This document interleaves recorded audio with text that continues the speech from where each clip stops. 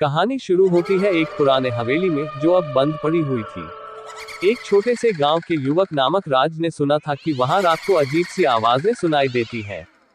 राज की जिज्ञासा बढ़ गई और एक रात वह अपने दोस्तों के साथ हवेली की ओर बढ़ा। संकीर्ण दीवारों और डरावनी चरणों के बावजूद उन्होंने दरवाजा खोला।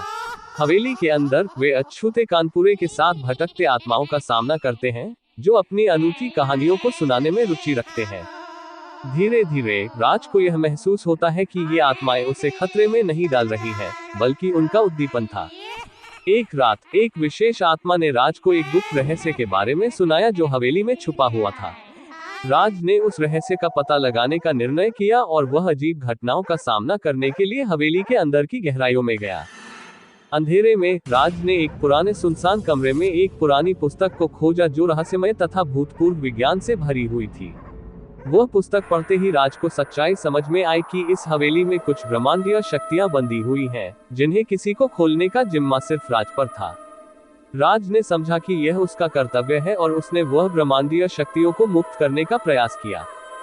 धीरे धीरे हवेली में अजीब घटनाएं थम गईं और सब कुछ शांत हो गया। राज ने ये देखा कि उसका साहस और निष्ठा ने उसे एक भूतपूर्व हवेली से उजागर कर दिया और वह गांव के लोगों के लिए एक हीरा बन गया।